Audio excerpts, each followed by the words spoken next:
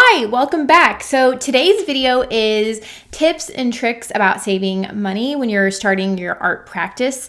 I have a little bit of experience in this, and by a little bit, I mean a few things. One, and probably the biggest factor why I feel kind of okay to speak on this, is I grew up below the poverty line.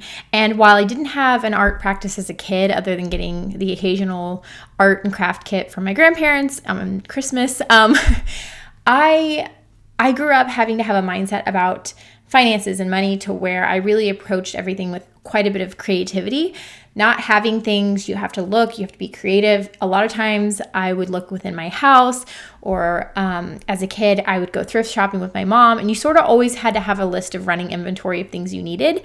And so I developed that skill pretty young, cut to being a broke college student. I was working a fast food job on scholarship, and I picked what felt like the most expensive major at the time, which was fine art. I had to buy all these art supplies, and obviously I learned ways to cut corners there in a way. And then a lot of times I specifically see the craft section really mark up things because it isn't a necessity, right? I mean, that's a subjective. I think having a creative practice could be argued to be a bit of a necessity as far as like living and thriving as a human, but I digress.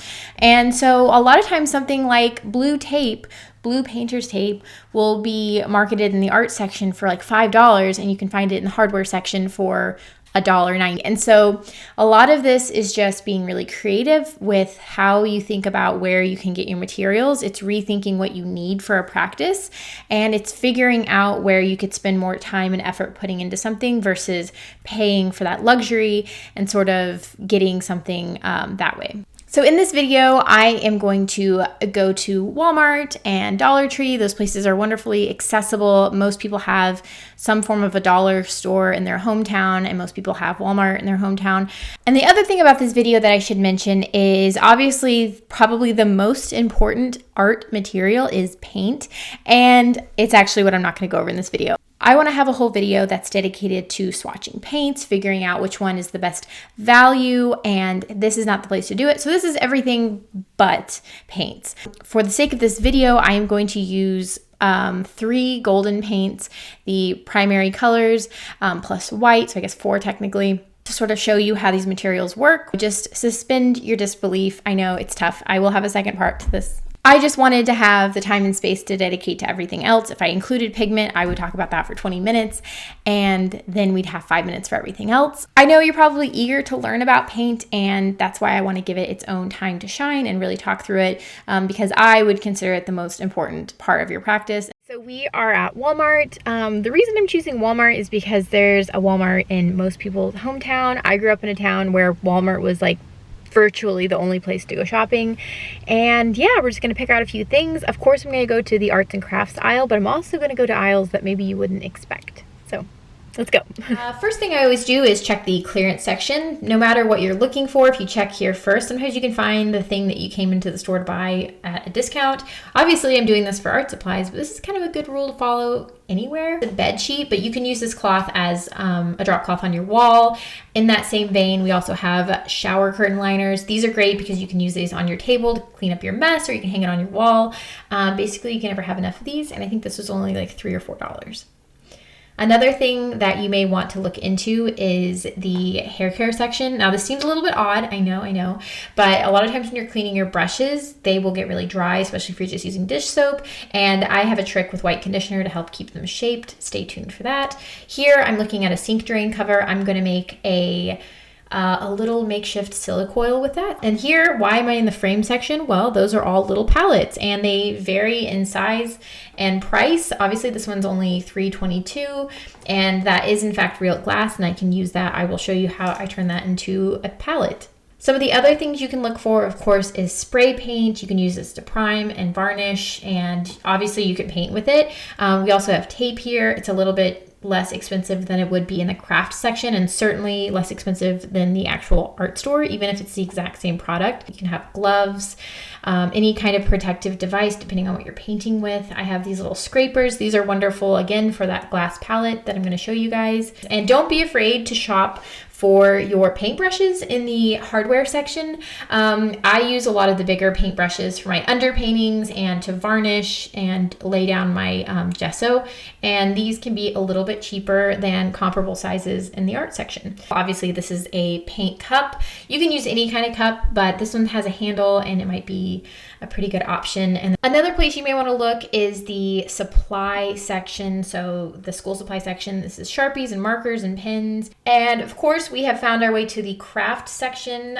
Obviously, there's going to be a lot of good options here. Paint brushes, you don't need anything super fancy, especially if you take care of your brushes. You can paint on this kind of paper instead of getting a fancy art pad. Mod Podge is always a good option if you don't want to spend money on varnish. This works pretty comparable. I've actually seen people make blogs about how comparable they are. And of course, like anything, the paintbrushes are really going to vary in value, starting at only a couple dollars. And then finally, we have our paper options. I use this as a good student grade option. Okay, so we're heading into my local Dollar Tree. I love this place. Here I'm showing you guys tablecloth. That's also an option for a drop cloth because they are little plastic sheets and that'll work. We have plates in case you're really on a budget and you can't do the palette thing. Obviously that would work. So these are all totally valid options. Of course, everything's $1. Here's my Barbies. I love these. This is no purpose. I just love the Barbie section. And then here I found they actually had a pretty substantial little craft section. They had wood you could paint on. Obviously, the big message here is be creative. If you wanted to paint on something like that, those are all $1. And you can make some really cool art that isn't just on a canvas. They have paint, and down here we have little tiny canvases. I checked these and the quality of these, I know it's a dollar store, it wasn't outstanding. And obviously they have paints and stuff here. I've never tried them out, but I'll have to. The hardware and tackle section actually had some pretty good options. Just like with Walmart, at the dollar store, you need to be really creative. I am showing you a little bit of everything from each aisle. I think I got something from virtually every section at the dollar store, but I look for stuff in the hardware department, also in the house cleaning section. And of course, I'm going to show you guys how to make your own Staywet palette with a inexpensive dollar store piece of Tupperware and a sponge. Okay, I went to Dollar Tree and Walmart. I have my receipt. Everything from Dollar Tree is $1 exactly. And everything from Walmart, I will list the price on here and kind of talk through the breakdown I have of it. Before I get into what I purchased, I'd like to make a call to look within your own home. I know everyone's living situation is different. You may not have access to everything in your own home. You might have roommates. I know. But one thing you can do is sort of ask around. A lot of the materials you need as a painter are going to be like old jars and old containers and old boxes and old bags. I mean, it doesn't have to be old, but it doesn't have to be anything fancy. So I have these little yogurt jars. I keep all of my salsa jars, and a lot of times I use those for my oil paints. You can find stuff obviously at thrift stores or secondhand. Do you have a grandma that hangs on to everything and you have a bunch of random stuff from the 90s? Maybe pillage her space and see if there's anything you can use. Obviously, the most frugal thing you can do is reuse something you already have or find something for free. You can also look on Facebook free buy swap places. You can look on Craigslist free area. You can put out an is anyone offering. If there's anything you need, I still love Craigslist. Obviously, I don't always get stuff for free, but my easel that I paint on every day, I got for $100 used on Craigslist, and I love it. Another thing is that art supplies are kind of along the same lines as workout equipment, which is people a lot of times will get really inspired. They'll watch a couple YouTube videos on painting, and maybe they do have access and they have income, and they go buy all the equipment, and then it sits in a corner and they never use it, and they'll sell the whole thing for $50.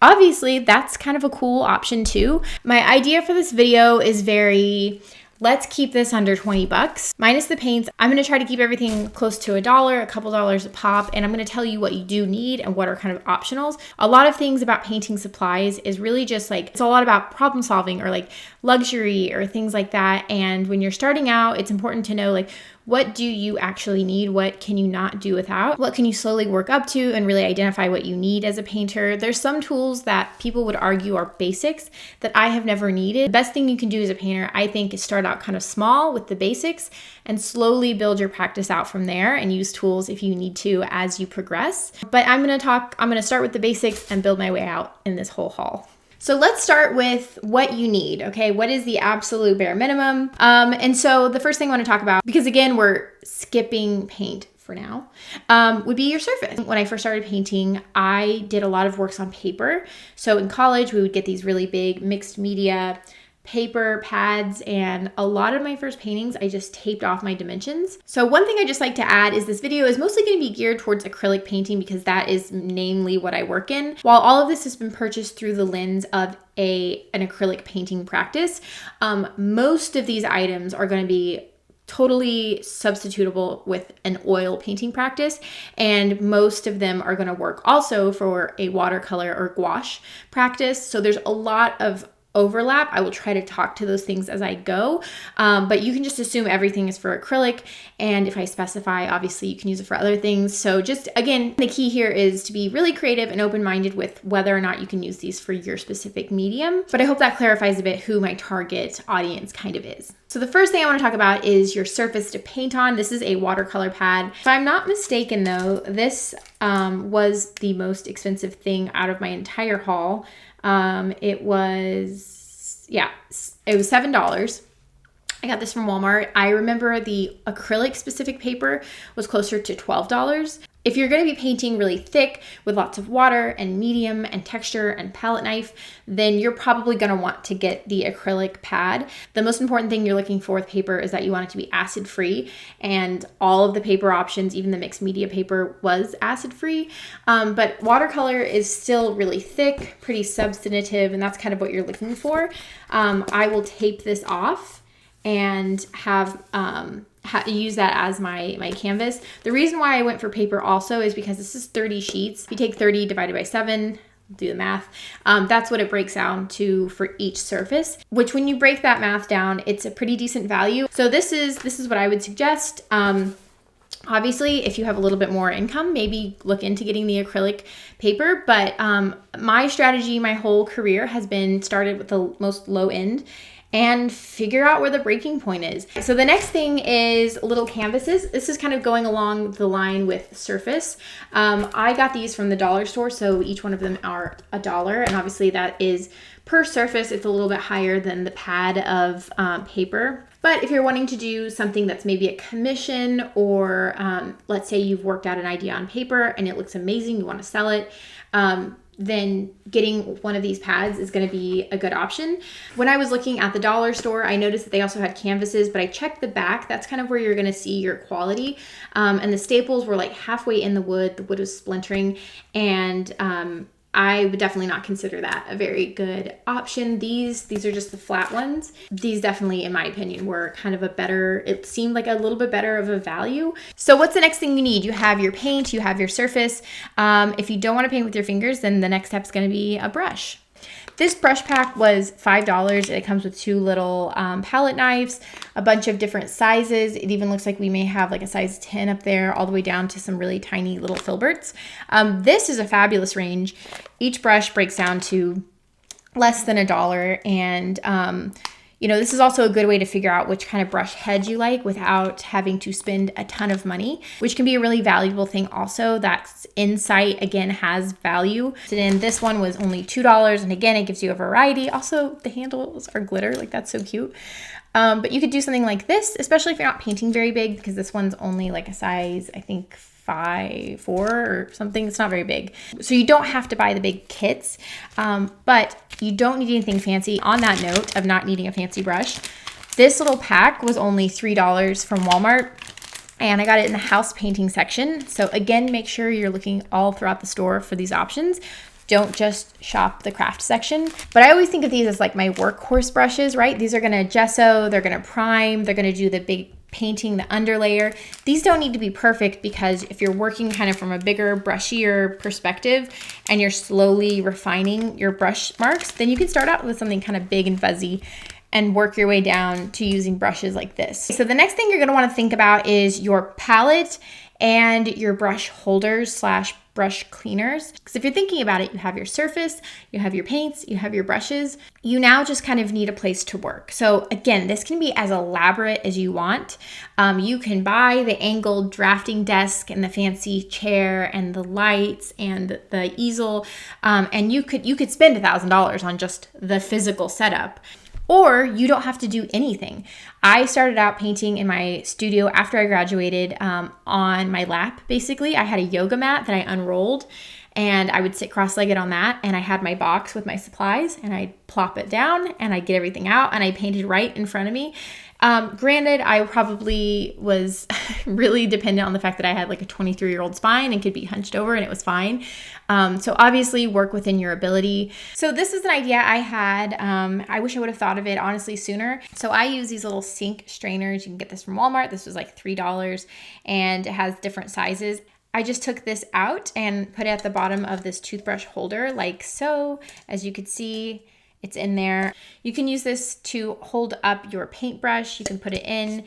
And the benefit of having this little strainer is that it's going to work as an agitator, which is going to, if you can see here, separate the bristles and sort of open them up. And the pigment is going to wash out or fall out. If you don't have this, what happens when you're cleaning your brushes in just water is you have to push really, really hard to get it to come out of the middle, and or you just get the outside kind of cleaned off. So having this in here would be really helpful. Obviously, you can have this off while you're painting and sort of clean it. And then another thing you can do with this, or you can get a second one, is you can use it to help you dry your brushes. I thought this was a great idea because on one hand, yes, this is $1, but on the other hand, if you have people around you or like a grandma and you know she has a bunch of these in her house from like the 1970s or 80s, you can find some and reuse it. I see these at thrift stores all the time. I don't know if I would feel comfortable using it for my toothbrush, but for paint supplies, heck yes. So I thought this was a cool idea. You can get really creative. Obviously, you can put like a scrub daddy in the bottom or something. You just want it to be enough to agitate and open up those bristles so you can get all the paint out, and then you can keep reusing your brushes.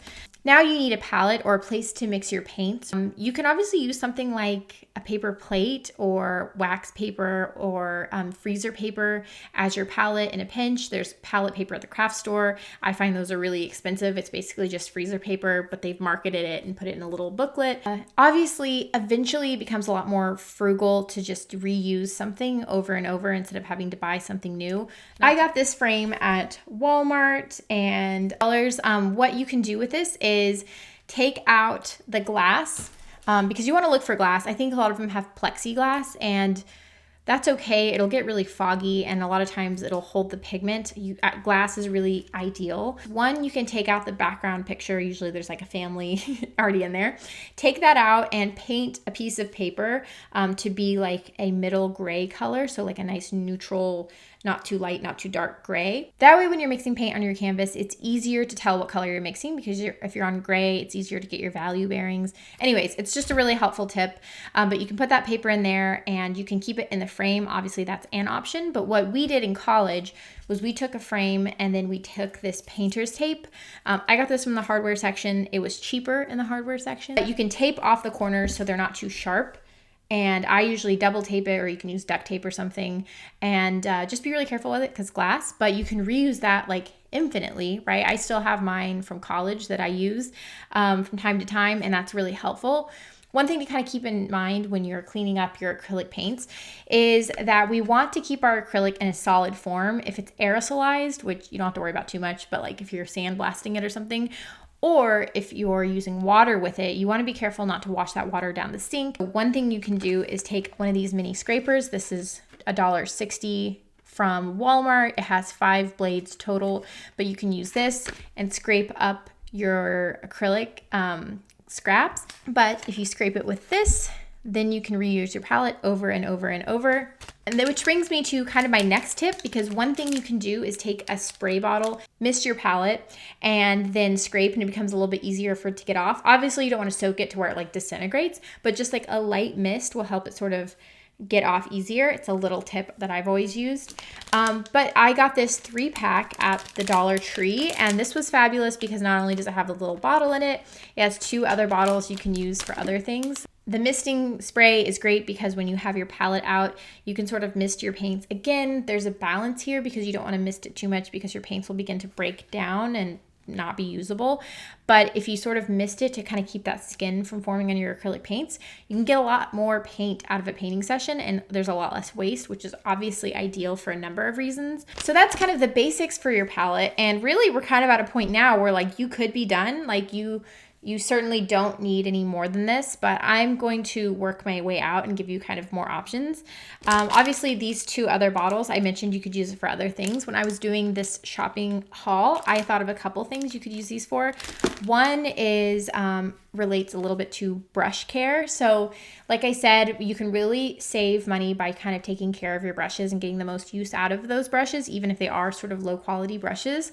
And one way I've always done this is washing my brushes with soap. Obviously they have soaps that are specifically made for brushes, because the thing you're going to want to be careful of is you want to wash all the pigment out, yes, but you don't want to use stuff that's so harsh that it's going to make the hairs dislodge from where they're attached to the handle.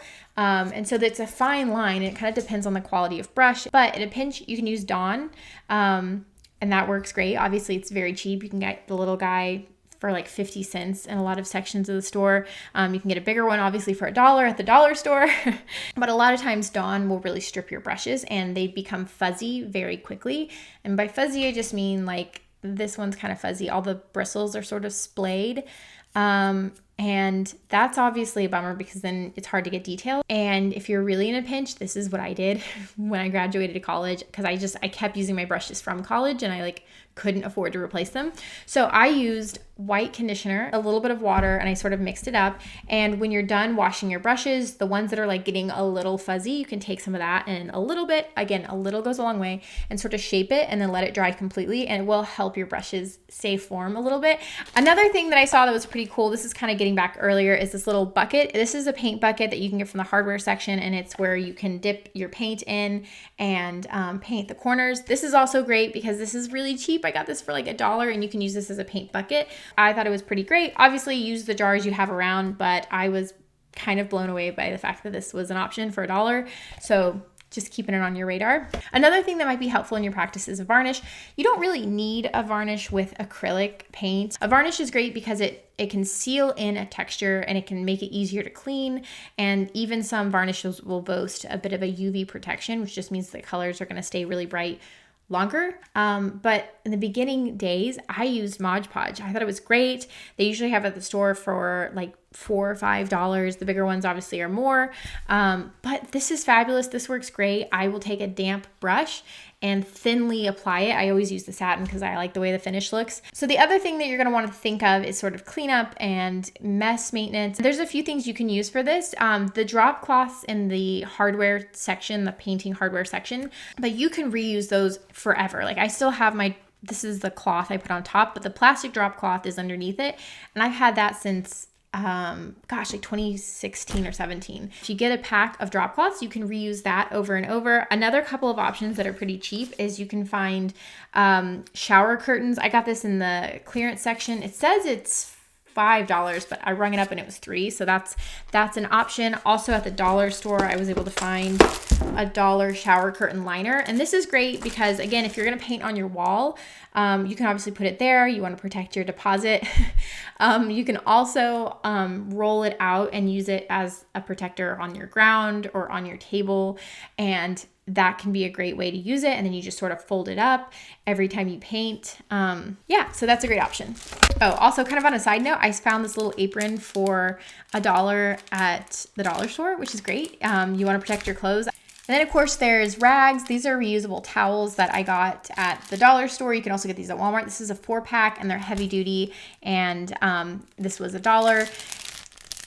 A lot of painters will use paper towels, especially with like oil painting, and that obviously is great, but it's also great to have a reusable option. So I use just rags or like towels that have like been past their prime. I'll just cut those up and use those as, I call them shop rags, and it's just for my painting. But if you don't have that, you can obviously get this as an option and just reuse that for years and years if that's possible.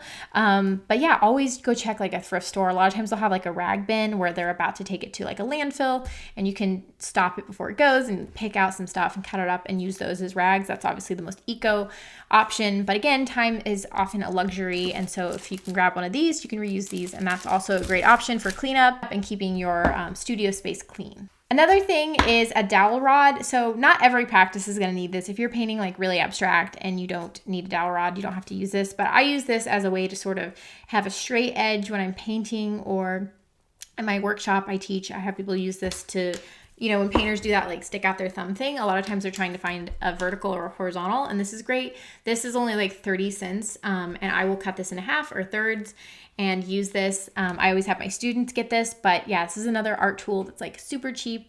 Another thing that is really great, that can be really helpful, is one of these sanding sponges. I use this even still now on paintings if they're starting to get too textured. This is just a great like tool to have in your art studio, period.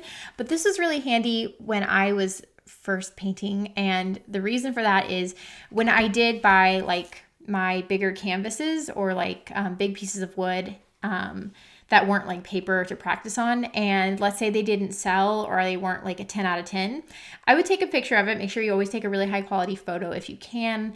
I had a DSLR camera from college. I actually still use it, but anyways, take a really high quality photo of it. And then you can take this, sand it down so it's nice and smooth, and then gesso over it and reuse it. I know that's like not ideal, and if that like hurts you viscerally, don't do that. But for me, I was painting so much and I just didn't have the money to keep buying canvases, so I would just paint over. So if you bought a painting for me in like 2019, 2018, there's like a significant chance that there's like 2 or 3 paintings underneath it. So there's that. But anyways, but yeah, this is great. Sand over, repaint on it. And, don't do that too much. I want to be careful. In hindsight, I think I wish I would have maybe tried to buy more, but like it just legit wasn't an option for me. And so this little $1 sanding stone helped me reuse my artwork a little bit. So anyways, that's an option. I'm just throwing it out there. If it doesn't sit well with you, then pass by.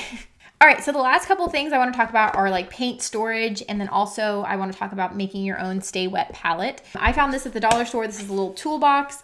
You obviously don't need to get something like this. You can probably find a friend or a family member with storage boxes or containers. You can even use a cardboard box or like a Walmart bag. Like you don't need anything fancy, but I will say you want to make sure that wherever you store your paintbrushes, you don't let them get bent, because if you store a brush head like this, like if it's in a bag, that's going to directly kind of impede with your painting ability, and that's a bummer. You don't want to do that. So if you can have a nice place to keep some of your, like maybe your paints and your brushes nice and flat, and then you can store them kind of in a cool area that you can keep them nice and safe. And while it's definitely not a necessity, I think investing a little bit in taking care and finding space for your things ends up being a financial win in the long run. This is great for a couple of reasons. The thing I was thinking of is if you mix a lot of big bulk colors, let's say you do a little bit more abstract work and you mix like a big pile of pink, and you're not able to buy a ton of different colors from a tube, you're having to mix your own colors, which can be a bit of a financial constraint that people have. And you don't want to remix it over and over. If you mix it in bulk, you could put it in here and, put like a sponge in here that's nice and wet, and then shut it. And it could kind of keep that for a long time, or you can store it in your refrigerator and it'll keep it from drying out quite as fast. So there are some options, and this might be helpful. Again, this is $1, and it really kind of depends on the kind of painter you are. Obviously, you can also reuse like Glad containers or those like Tupperware containers if you have those. Everyone I know has like a relative who has like a drawer full of Tupperware that doesn't have lids. You can always find those and like seal it with saran wrap and use those containers, or like rubber bands. There's definitely ways to do this like free, but I thought it was a pretty decent option. And kind of the last idea I had, like the last project idea I had, was to get one of these containers. I got this at the dollar store. It's fairly large and pretty shallow, which is kind of what I was looking for. So I wanted to show you guys how to make sort of like your own like faux Staywet palette. And the idea behind it is it's a sponge in the shallow Tupperware sealable container, and then you put a piece of permeable paper on top of it that fits the bottom of this, and it keeps your paints damp even when you're painting, and certainly between painting sessions. You can put a lid on, you can store it in the freezer or the refrigerator, and it will last a lot longer. And so having a palette that sort of preserves, and where I am wasting virtually no paint, is like an ideal setup. I found this car chamois at the dollar store, but I think The ones that are like the name brand, it feels very similar to the sponge that's in the actual like brand name Masterson kit. It's that like super, super absorbent material. And in the Masterson palette, it's a square and the sponge fits like the whole entire bottom exactly. And you add a little bit of water just so that it's soaked but not dripping. And then you add some vinegar so it doesn't mold because it's a sponge. And then you put the paper on top of it. I find that good old-fashioned palette paper or even freezer paper cut to fit the bottom works fine. I put it shiny side down, and that's how I do it. I do it now like that. I actually like it better. If you get one of those like super absorbent chamois towels and you can cut it to exactly fit the bottom and put a piece of palette paper on top of it, or you could put a sponge in there and put a glass. Obviously the glass is going to be less permeable like if you do like a glass palette, but the idea that there's still going to be moisture in here while you put the lid on could still save you. It's going to be one of those things you tinker around with. I sort of had this idea while going to the dollar store, so I'm going to try it out and show you guys. I'm going to kind of film myself setting all of this up and showing you guys how I would store this and label this and creating my own art kit. I'm going to put the price down below and show you guys kind of what you could be looking at. And hopefully this is really helpful for you guys. I was trying to share some of my tips, but again, I hope your takeaway is less that you're going to buy these specific items. I don't care if you do that. And it's more that I want you to sort of rethink what you need to buy and purchase to be a painter. I think a really demoralizing experience can be getting really excited about painting or some other creative endeavor, and then you go to the craft store and you look at what it takes to get started, and you're looking at a $50-$60 bill, and then you get discouraged and feel like it's not for you. I understand that experience. I've certainly done that, and like with like crocheting and other things, but I really am passionate about there not being barriers to entry. I think art should be something that everyone has access to. I think it should be for everyone. And I know obviously time is the limitation, but I hope that resources, you can think differently about what you need to be a painter. You can think differently about your resources. Obviously, feel free to follow up with any questions you have for me or any other suggestions. Maybe leave some hacks down below, some comments, some ideas, and we can use this as kind of a resource post. And then also, because I don't want to waste these materials, so comment down below, like this is kind of like an informal giveaway. Say something about your art practice and that you're interested in the kit, and I will pick someone by the end of the week and I'll send this to you and maybe it'll be helpful. But yeah, thank you guys for being here. Thanks for watching. Thanks for all the feedback. Someone suggested this video idea a while ago, and it's definitely been on my mind and something I've been very interested in doing. So I hope this was helpful. Thank you again so much. Thank you for being here. Thank you for watching this whole video, and I wish you the best of luck on whatever you're doing, and happy painting.